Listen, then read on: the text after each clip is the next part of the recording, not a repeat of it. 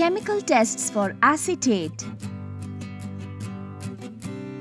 Acetate is a negative ion or an anion with chemical formula CH₃COO-. The neutral molecules formed by the combination of the acetate ion and a cation are commonly called acetates. The most well-known compound containing the acetate ion is acetic acid. Other examples of acetate salts are sodium acetate and potassium acetate. Our aim here is to test for the presence of acetate ion in a given salt.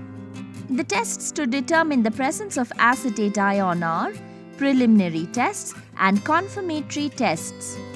Let's look at the preliminary tests of acetate. They are physical examination of the salt, dry heating test, concentrated sulphuric acid test. Physical examination of the salt. Materials required: a small quantity of the salt in a watch glass, distilled water and glass rod. Procedure: take a pinch of the salt in a watch glass. To this, add a few drops of distilled water. Now, take the glass rod and rub the salt with it and smell it. A vinegar-like smell indicates the presence of acetate. Dry heating test. Materials required: original salt, blue litmus paper, test tube holder and Bunsen burner. Procedure: take a small quantity of the salt in the test tube and heat it over the Bunsen burner. On heating, acetate undergoes decomposition to evolve vapors of acetic acid. Place a moist blue litmus paper over the mouth of the test tube. Acetic acid turns the blue litmus paper red. Concentrated sulphuric acid test. Materials required: original salt, concentrated sulphuric acid, blue litmus paper, test tube and a dropper. Procedure: take a small amount of the salt in the test tube. To this, add a small volume of concentrated sulphuric acid using the dropper. Acetate reacts with concentrated sulphuric acid to produce vapors of acetic acid with characteristic vinegar-like smell. Place a blue litmus paper over the mouth of the test tube. Acetic acid turns the blue litmus paper red. Next, we look at the confirmatory tests of acetate. They are oxalic acid test, Ester test, ferric chloride test. Oxalic acid test. Materials required: original salt, solid oxalic acid, distilled water, glass rod, watch glass and a spatula. Procedure: take a small quantity of the salt in a watch glass. Using the spatula, put a small quantity of solid oxalic acid into the salt.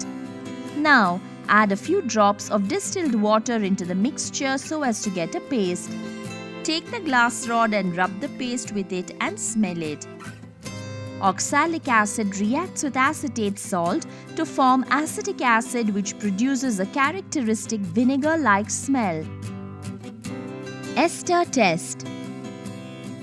Materials required: original salt, concentrated sulphuric acid, ethyl alcohol, distilled water, test tube holder, glass rod, droppers and Bunsen burner.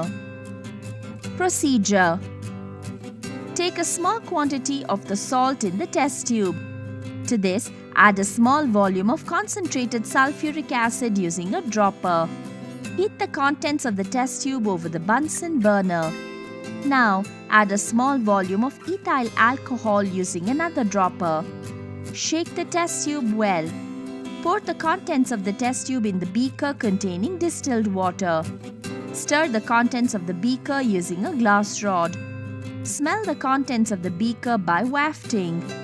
Acetate salts react with concentrated sulphuric acid and ethyl alcohol to form the ester ethyl acetate, which has a fruity smell.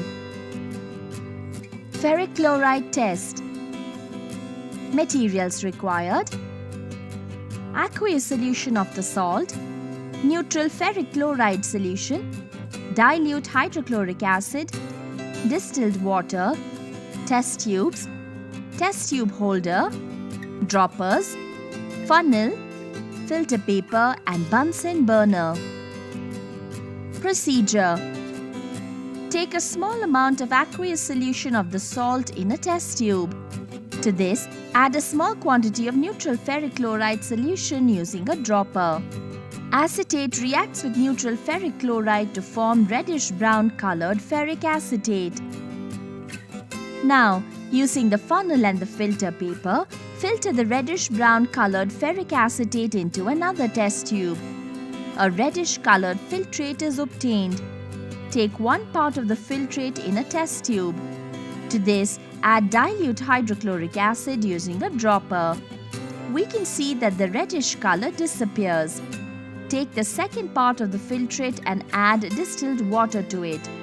Now, boil the contents of the test tube over the Bunsen burner. Ferric acetate reacts with water to form a reddish-brown precipitate of iron complex. Precautions: handle the apparatus and chemicals carefully. Use droppers to take the reagents from the bottles. Wear a lab coat and gloves while performing the experiment.